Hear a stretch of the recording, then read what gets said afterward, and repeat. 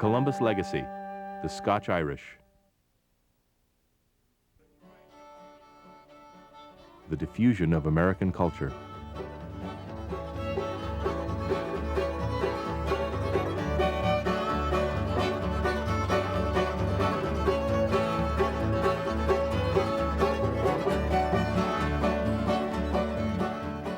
Some of the most enduring images of America come to us from our frontier past. Bluegrass and country music, square dancing, grits and pancakes, the log cabin, the Bible-toting circuit rider, frontiersman Davy Crockett dressed in buckskin shirt and coonskin cap, long rifle in hand. These images, so quintessentially American, owe their origins in whole or in part to a unique and complex group of people who found their way to the American wilderness in the 18th and early 19th centuries. They called themselves Ulster Scots, but in America they became known as the Scotch Irish. The Scotch Irish left their mark so indelibly on American culture because, unlike other immigrant groups, they constantly moved across the American landscape, bringing with them their unique values and culture. In so many instances, they were the first white settlers to arrive in an area. They began their trek in Pennsylvania in the 18th century, moving westward into the Cumberland Valley. From there, blocked by the Alleghenies, they turned southward into western Maryland and the Shenandoah Valley of Virginia and the backcountry of the Carolinas. From there, they moved on to Tennessee, Kentucky, and Georgia. In the 19th century, they crossed the Mississippi into Arkansas, Missouri, Texas, and Oklahoma.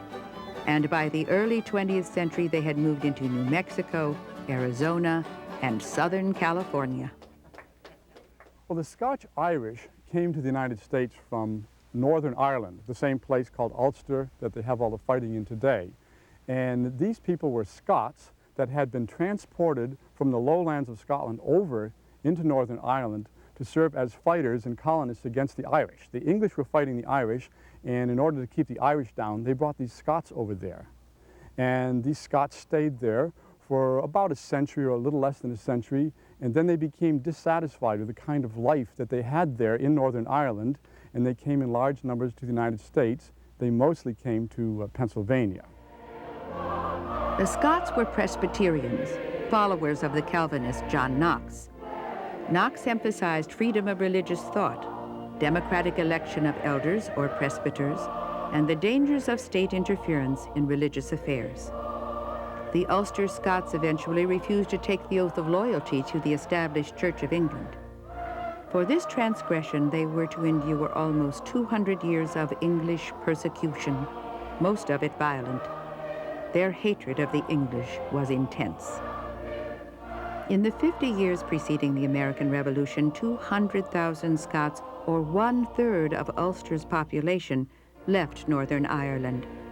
Most set sail for America, and most of these settled in Pennsylvania. The Scotch Irish preferred Pennsylvania because of its religious toleration and offers of cheap land far removed from the hand of government. Deliberately settled on the western frontier by Quaker agents, they earned a reputation as determined Indian fighters and served as the primary fighting force in both Pontiac's War and the French and Indian War.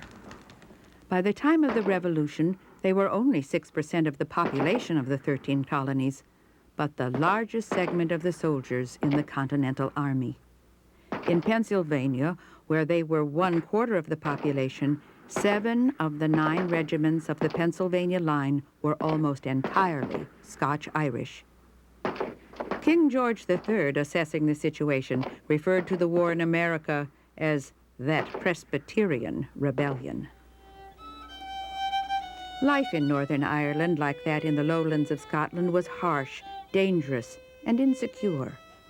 Over the centuries, a unique culture evolved to assure survival.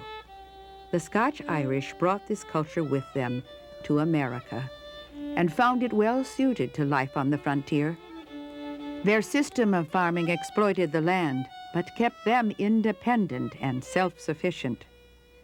They distrusted all forms of government and religious authority, but developed a strong reliance on family. Family was defined not in nuclear or extended terms, but as multi-generational clans with common identity and ancestry. They believed in natural liberty, the idea that no man and no authority, king, governor, or bishop, had the right to interfere with one's personal beliefs and actions. Almost all of the Scotch Irish that came to America moved out under the frontiers and lived a pioneer life. That is, just raising a small amount of food for themselves and killing game, living on a diet of meat and a few vegetables that they could raise. They didn't become very serious farmers. They mostly made clearings in the wilderness and then planted some corn and a few other vegetables around them and lived off this. In keeping with this style of life, the Scotch Irish also built log cabins. Log buildings were first introduced to the Delaware Valley by Scandinavian settlers, but were little used by English or German colonists. The Scotch Irish took the idea of using logs and combined it with their concept of the cabin, itself a Scotch Irish word meaning any small, unimproved, or temporary dwelling. Usually one room 16 to 22 feet long, the cabin was always made of the cheapest materials on hand, sod and mud in Northern Ireland, logs and clay in America. Ironically, the log cabin, so maligned for its meagerness, was to become the archetypal symbol not just of the American frontier, but of the American spirit.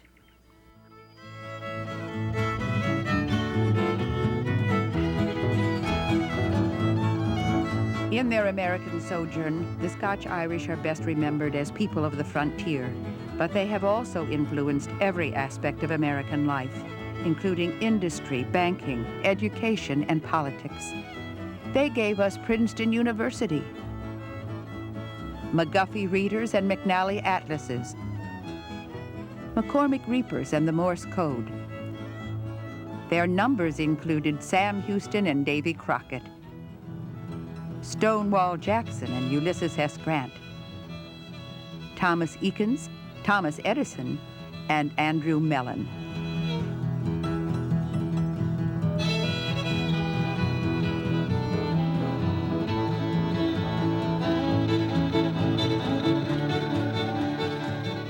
They produced more presidents than any other group, at least 10, including Andrew Jackson, their hero, James Buchanan, the only president to come from Pennsylvania, and Woodrow Wilson, the consummate Presbyterian.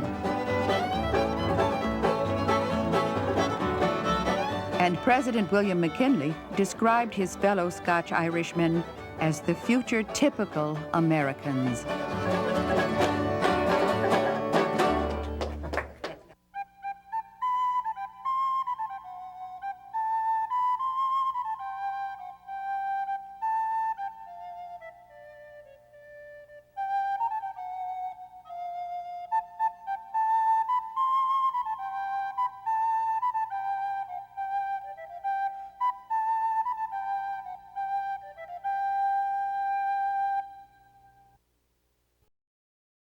A copy of the program you've just seen can be purchased through Penn State Media Sales at mediasales.psu.edu or by calling 800-770-2111.